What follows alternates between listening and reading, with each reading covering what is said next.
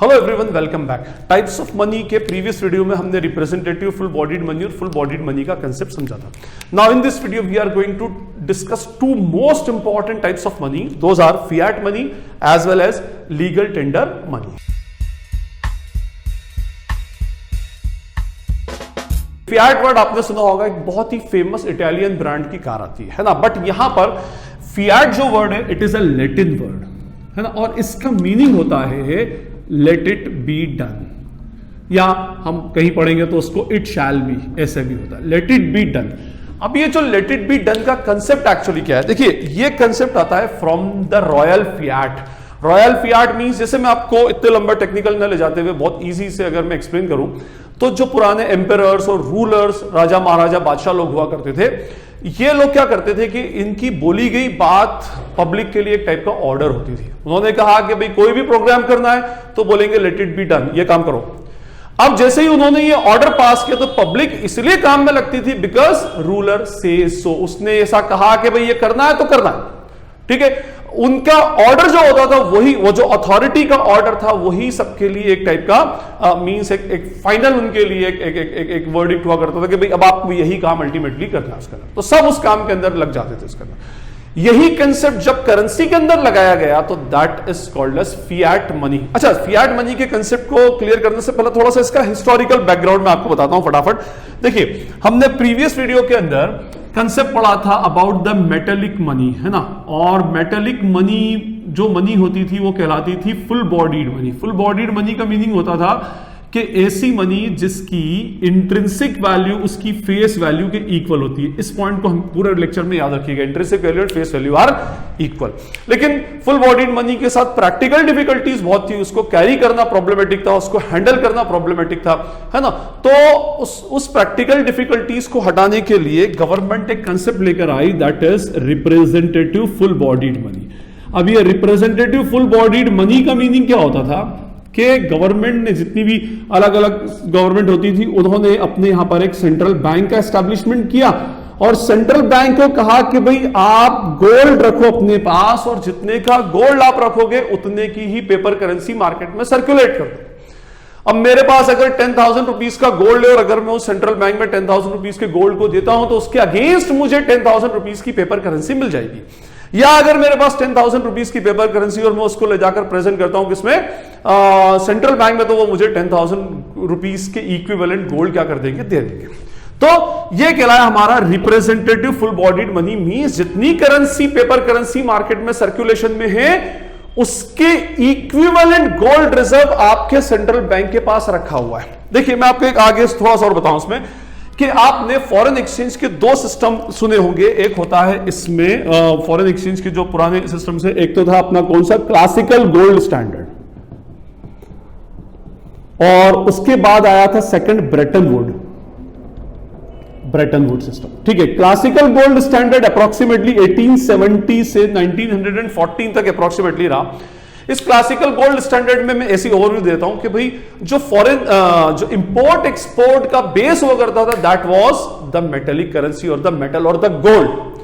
कि भाई अगर कोई भी दो कंट्रीज, लेट सपोज अगर कंट्री एक्स और वाई, ये दो कंट्रीज हैं, और एक्स अगर वाई को कुछ गुड सेल करती है तो वाई इसको जो पेमेंट करेगा that is in form of gold. तो होता क्या था, कंट्रीज से, एक कंट्री से दूसरी कंट्रीज में गोल्ड का सर्कुलेशन होता था।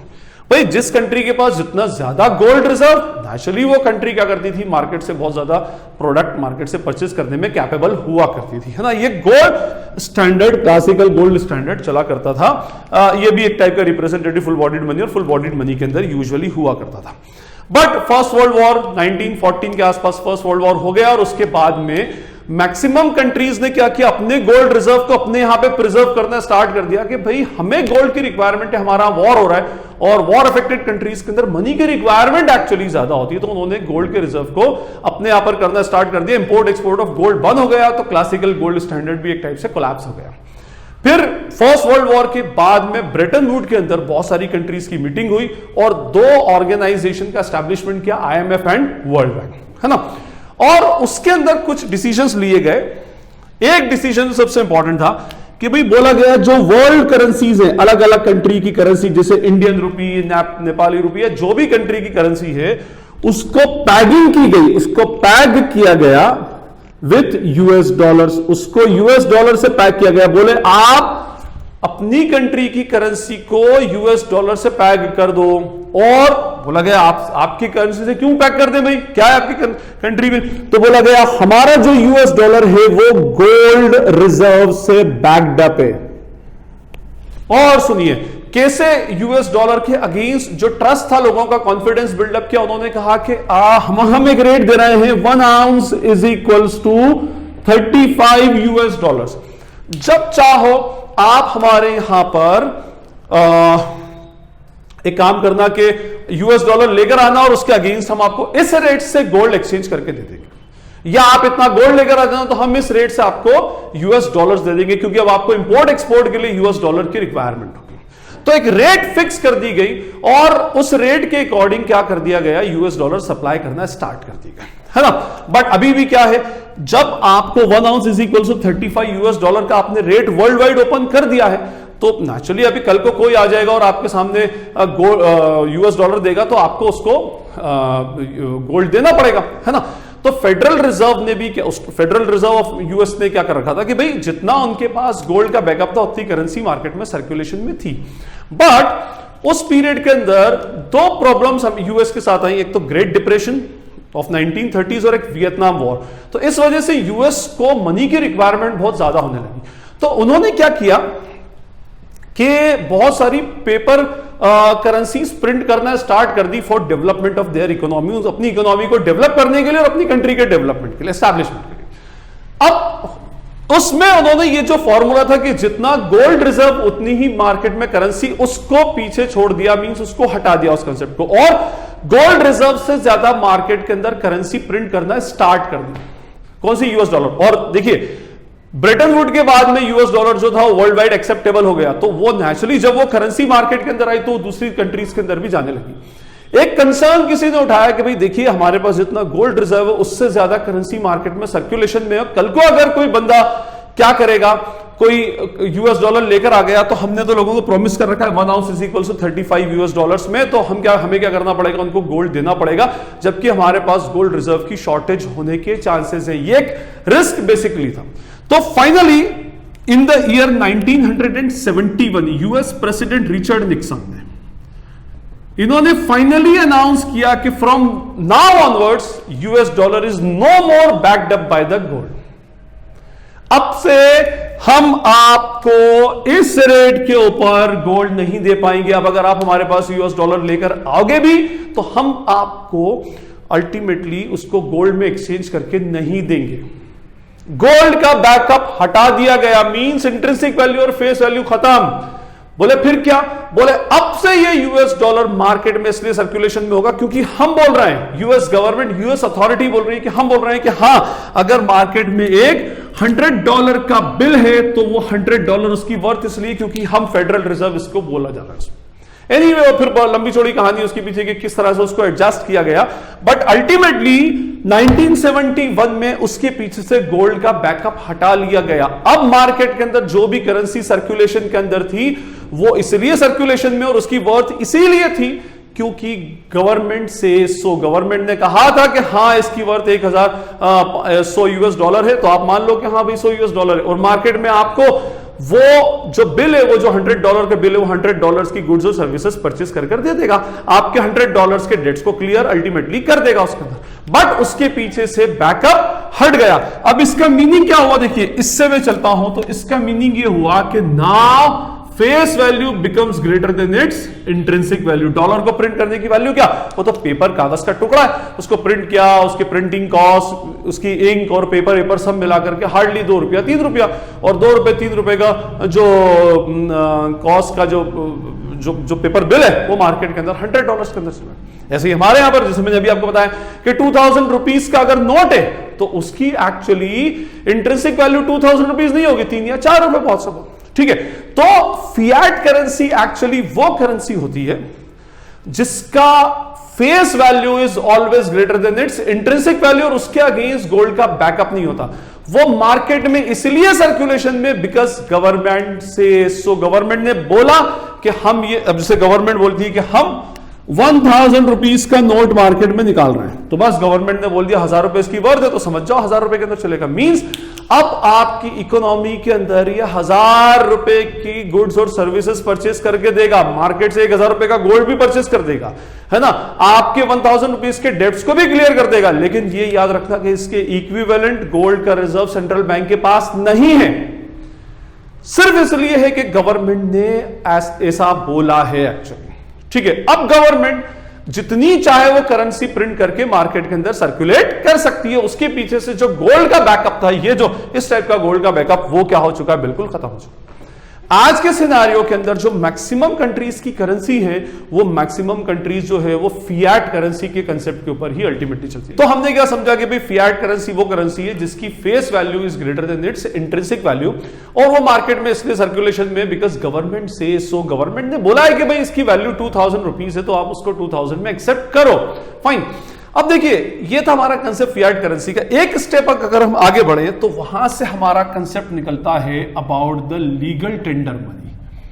अब ये लीगल टेंडर, देखिए ये वर्ड आ गया लीगल, वो करेंसी जो आपके एरिया में लीगली सर्कुलेट होती है। मींस भाई देखिए, फिएट और लीगल टेंडर के अंदर आपको डिफरेंस करना बड़ा मुश्किल काम है, क्योंकि कोई करेंसी फिएट बनेगी और वही फिर आगे क्या होती है, लीगल टेंडर बन जाती है। फिएट और लीगल टेंडर को बहुत सारी जगह पर तो एक ही लिखा जाता है, उसके अंदर सारे कंसेप्ट सब कुछ सबके सब सेम है, उसके अंदर थोड़ा बहुत डिफरेंसेस के साथ तो मैं आपको बताता हूं। देखिए, लीगल टेंडर जो होता है कि भाई गवर्नमेंट बोलती है कि ये वो करेंसी है, उन्होंने कहा कि भाई 2000 रुपीस का नोट है। अब आप इस 2000 रुपीस के नोट को इंडिया में कहीं भी मार्केट में लेकर जाओ, कोई भी इस 2000 रुपीस के नोट को एक्सेप्ट करने से मना नहीं कर सकता। आपको 2000 रुपए अगर पेट्रोल पंप पे दोगे तो आपको उसके अगेंस्ट पेट्रोल मिलेगा। आप इस 2000 रुपीस को कहीं पर भी किसी पर भी शॉप पर दोगे तो वहां से आपको उसके अगेंस्ट गुड्स एंड सर्विसेज मिल जाएंगी उसके अंदर। मींस कहने का मीनिंग ये होता है कि 2000 रुपीस का मार्केट में सर्कुलेशन में इसलिए क्योंकि वो एक लीगल टेंडर है। आपने उसके ऊपर एक रिजर्व बैंक ऑफ इंडिया की oath, governor of Reserve Bank of India की ओथ लिखी होगी, I promise to pay the bearer the sum of rupees 2000। Means Reserve Bank का जो रिजर्व बैंक का जो गवर्नर है, वो गवर्नर इस बात की ओथ लेता है कि भाई मेरी तरफ से मैं, क्यों वैसा बोला गया, क्योंकि उसके अगेंस्ट कोई गोल्ड का बैकअप नहीं है और उसको गवर्नमेंट ने लीगल टेंडर बनाया। अगर आपको याद हो तो 8 नवंबर 2016 को हमारी कंट्री में डीमोनेटाइजेशन हुआ। हमारे प्राइम मिनिस्टर ने कहा कि भाई अब से, अगर आप वो स्पीच देखेंगे तो अब से आज रात 12 बजे से हमारी कंट्री के दो नोट, कौन से, 1000 रुपए का और 500 रुपए का जो नोट है, they will be no longer legal tender. अब से ये लीगल टेंडर नहीं रहेंगे। लीगल टेंडर नहीं रहेंगे मींस आज रात 12 बजे के बाद से आप अपने डेट्स को क्लियर करने के लिए इसको यूज नहीं कर सकते। आप मार्केट से इसके अगेंस्ट गुड्स और सर्विसेज परचेज नहीं कर सकते। इसकी वैल्यू हमने खत्म कर दी। क्यों खत्म कर दी? क्योंकि बेसिकली देवर फिएट करेंसी। गवर्नमेंट ने पहले कहा था कि इनकी वैल्यू और मार्केट में सर्कुलेट हो सकता है, अभी गवर्नमेंट बोल रही है कि इसकी वैल्यू खत्म, तो खत्म। तो क्या करोगे साहब? तो इसके अगेंस्ट हम क्या करेंगे, एक नया 2000 रुपीस के डिनोमिनेशन का नोट लाएंगे और एक नए डिजाइन का 500 रुपीस का नोट लेकर आएंगे। इनकी लीगल टेंडर का स्टेटस खत्म और इनके लीगल टेंडर का स्टेटस स्टार्ट। ये खत्म हो गया। अब ये लीगल टेंडर नहीं रहेंगे मींस ये फिएट, अच्छा फिएट करेंसी ये भी थी, फिएट करेंसी ये भी है। इसके अगेंस्ट भी कोई गोल्ड का बैकअप नहीं था, इसके अगेंस्ट भी कोई गोल्ड का बैकअप नहीं है। ठीक है, ये भी मार्केट में सर्कुलेशन में इसलिए थी क्योंकि गवर्नमेंट ने उसको इशू किया था और गवर्नमेंट ने बोला था, तो हम उसको मार्केट में चला रहे थे। ये भी मार्केट में इसलिए सर्कुलेशन भी क्योंकि गवर्नमेंट ने बोला है और गवर्नमेंट ने बोला है कि हम बोल रहे हैं कि इसकी वैल्यू 2000 रुपीज है। कल को अगर 1000 रुपीज का नोट आएगा, गवर्नमेंट बोलेगी कि हम 1000 रुपीज का नोट प्रिंट कर रहे हैं, तो वो भी मार्केट के अंदर सर्कुलेट हो जाएगा क्योंकि वो भी अल्टीमेटली लीगल टेंडर होगा। अब ये कागज का टुकड़ा रह गया। ये भी फिएट था। फिएट क्यों था? क्योंकि इस केस में भी face value was greater than intrinsic value और ये भी face value is greater than intrinsic value. But अब ये लीगल टेंडर नहीं रहा, तो और अब ये लीगल टेंडर ये है। ठीक है, तो लीगल टेंडर मनी वो मनी होती है जो गवर्नमेंट लीगली अप्रूव करती है कि भाई आपकी कंट्री के अंदर ये करेंसी सर्कुलेशन में चलेगी और आप अपने डेट्स इससे क्लियर कर सकते हैं, या आप इतनी वैल्यू का गुड्स एंड सर्विस मार्केट से बाय कर सकते हो। Those type of currencies called as legal tender. Fiat concept जो है वो एक नैरो कंसेप्ट है और लीगल टेंडर थोड़ा सा ब्रॉड कंसेप्ट है। लीगल टेंडर की एक्सेप्टेबिलिटी के ऊपर कोई भी आवाज नहीं उठा सकता। देखिए हम बोल सकते हैं कि भाई ये भी फिएट करेंसी थी सर, ये भी फिएट करेंसी है, इसके अगेंस्ट भी कोई गोल्ड का बैकअप नहीं है, इसके अगेंस्ट भी कोई गोल्ड का बैकअप नहीं है। लेकिन आज अगर आप पुराना 1000 या 500 का नोट मार्केट में चलाओगे तो कोई भी एक्सेप्ट नहीं करेगा, ठीक है ना। आप बोल सकते हैं क्यों नहीं करोगे भाई, ये फिएट करेंसी है, ये भी फिएट करेंसी है, बट इसका जो लीगल टेंडर का स्टेटस है वो हटा लिया गया। फिएट तो रह गई थी, है ना, लीगल टेंडर का स्टेटस हटा लिया गया था और इसके लीगल टेंडर का स्टेटस एक्चुअली है, इसीलिए मार्केट में ये सर्कुलेशन में है और कोई भी बंदा इसको रिजेक्ट नहीं कर सकता। वो आपको उसके बदले में गुड्स एंड सर्विसेज देगा और आपका डेट्स है वो भी क्लियर होगा। गवर्नमेंट को आप टैक्स पे करो, इलेक्ट्रिक अपने जो स्पेसिफिक जो बिल्स हैं उन बिल्स को पे करो, या कोई भी गुड्स एंड सर्विसेज परचेज करो। क्यों? क्योंकि यही आजकल करेंसी मार्केट में सर्कुलेशन में है। तो जितने भी आपके ऊपर से नीचे तक जो भी आपके करेंसी नोट्स होते हैं वो करेंसी नोट्स अपने आप में क्या होंगे, अभी जो मार्केट में सर्कुलेशन में, those are called as legal tender. I hope आपको लीगल टेंडर का कंसेप्ट क्लियर हो गया होगा। इसमें एक चीज और मैं आगे बढ़ता हूं, legal tender money are of two type, दो टाइप की लीगल टेंडर होती हैं। एक होता है लिमिटेड लीगल टेंडर और एक होता है अनलिमिटेड लीगल टेंडर। मैंने अभी आपसे क्या कहा, लीगल टेंडर के साथ सिंपल सा एक फंडा है कि आपका जो भी डेट्स है उसको क्लियर करने के लिए आप जो भी करेंसी देते हो दैट इज कॉल्ड लीगल, और वो सामने वाला एक्सेप्ट करता है तो that is called legal tender. उसकी जनरल एक्सेप्टेबिलिटी होना चाहिए। अभी डेट्स के साथ, जैसे अगर मैंने मान लो किसी से कोई 500 रुपए का पेट्रोल डलवाया तो मेरे ऊपर 500 रुपीज का डेट्स हो गया, तो मैं उसको 500 रुपए देकर के अपना डेट्स अपने सर से उतार सकता हूं। ये लीगल टेंडर है ना। मतलब डेट्स ऐसा नहीं कि कोई आपने कर्जा लिया हो, इस तरह मत समझिएगा। जो भी आपने गुड्स ली तो उसका आपके ऊपर, सर के ऊपर क्या बन गया, डेट्स बन गया। अब आप उसको जिसके थ्रू उतारते हो that is called legal tender money. अब ये लिमिटेड लीगल टेंडर का मीनिंग होता है कि ये जो करेंसी है इसका acceptability is up to an extent. Up to an extent का मीनिंग होगा कि एक खास लिमिट तक ही इसको as a legal tender accept किया जाता है। जैसे हमारे यहां के कॉइन्स होते हैं, है ना। जैसे मैं आपको कहूं कि हमारे यहां पर जो कॉइन्स है 50 पैसा कॉइन और 1 रुपी कॉइन, इसका मैक्सिमम पेमेंट कितने रुपए तक हो सकता है, 10 रुपए तक। अब ये बात अलग है कि मार्केट में 15-20 रुपए में भी उसको चला दिया जाता है, बट 10 रुपए तक का मैक्सिमम पेमेंट हो सकता है। उसके अलावा जो बड़े डिनोमिनेशन के कॉइन होते हैं 5 रुपीज 10 रुपीज, इसका मैक्सिमम पेमेंट होता है ₹1000 तक। 1000 रुपए तक का आप उससे क्या कर सकते हो, पेमेंट कर सकते हो। उसके ऊपर पेमेंट नहीं कर सकते, सामने वाला उसको एक्सेप्ट करने से मना कर सकता है। आपने किसी को कहा कि भाई मैं 500 रुपए का आपको 1 रुपए की कॉइन दूंगा, तो वो रिजेक्ट कर देगा, मना कर सकता है, बिल्कुल कर सकता है। लेकिन 500 रुपीज के नोट अगर आप दोगे उसको कि भाई 1 करोड़ रुपीज का पेमेंट करना और 500 रुपीज के या 100 रुपीज के नोट के अंदर पेमेंट करूंगा, तो वो उसको रिजेक्ट नहीं कर सकता। तो जितनी भी हमारे यहां की जो पेपर करेंसीज होती हैं जो मार्केट के अंदर सर्कुलेशन में है, those are unlimited legal tender. Means आप अपना जितना चाहे डेट्स इससे क्लियर कर सकते हो, कोई रेस्ट्रिक्शन, कोई मैक्सिमम एक्सटेंट, कोई मैक्सिमम कंस्टेंट इसके ऊपर एक्चुअली एप्लीकेबल नहीं होता। Those are called as unlimited legal tender. तो लिमिटेड लीगल टेंडर जो एक एक्सटेंट तक आपके डेट्स को क्लियर करे, उससे ज्यादा पर सामने वाली पार्टी उसको लेने से मना कर सकती है, रिजेक्ट कर सकती है। Those are called limited legal tender. और अनलिमिटेड लीगल टेंडर में पूरा का पूरा डेट्स अपने क्लियरेंस उससे करो, कोई रोक टोक नहीं, कोई भी आपको रोकेगा नहीं। तो फिएट करेंसी जिसकी फेस वैल्यू इंट्रिंसिक वैल्यू से ज्यादा हो और उसके अगेंस्ट कोई गोल्ड का बैकअप अल्टीमेटली नहीं हो। देखिए हमारे यहां पर कंसेप्ट चलता है मिनिमम रिजर्व का। मिनिमम रिजर्व में क्या होता है कि आरबीआई के पास 200 करोड़ रुपीस का मिनिमम रिजर्व है और इस 200 करोड़ में उसने गोल्ड के फॉर्म में रखा है, फॉरेन एक्सचेंज के फॉर्म में रखा है, और उसके अगेंस्ट जितनी चाहे वो पेपर करेंसी मार्केट में सर्कुलेट कर सकती है। जैसे हमने डिस्कस किया कि भाई फिएट करेंसी जो मार्केट के अंदर सर्कुलेशन में, वो इसलिए क्योंकि गवर्नमेंट ने ऐसा कहा है ना। गवर्नमेंट की बिहाफ पर उसको कौन सर्कुलेट करता है मार्केट में, कौन इशू करता है, उसका जो सेंट्रल बैंक होता है। जैसे हमारी कंट्री में RBI is the central bank of our country. अब आरबीआई का जो रिस्पॉन्सिबिलिटी है और उसका जो रोल है वो बहुत ही क्रूशल और बहुत इंपॉर्टेंट हो जाता है। भाई गवर्नमेंट बोल दे कि आरबीआई एक काम करो, ढेर सारे नोट्स प्रिंट करो और मार्केट में निकाल दो, गरीबी खत्म कर दो, तो ऐसे गरीबी खत्म अल्टीमेटली नहीं होती। अगर ऐसा कर दिया गया तो बहुत सारा मार्केट के अंदर नोट, अभी उसके अगर उसके अगेंस्ट कोई गोल्ड का बैकअप तो है नहीं, तो वो बोल सकते हैं कि बहुत सारी करेंसी निकालो, मार्केट के अंदर सर्कुलेट करो। तो इससे क्या होता है, मार्केट के अंदर इन्फ्लेशन की प्रॉब्लम आ सकती है, मनी की वर्थ मार्केट के अंदर डाउन हो सकती है, क्योंकि अगर बहुत सारा मनी मार्केट में इशू कर दिया तो मनी सप्लाई आपकी इकोनॉमी के अंदर इंक्रीज हो जाएगी, और मनी सप्लाई जो होती है वो इन्फ्लेशनरी गैप को क्रिएट करती है, मींस इन्फ्लेशन मार्केट के अंदर अल्टीमेटली आ जाता है।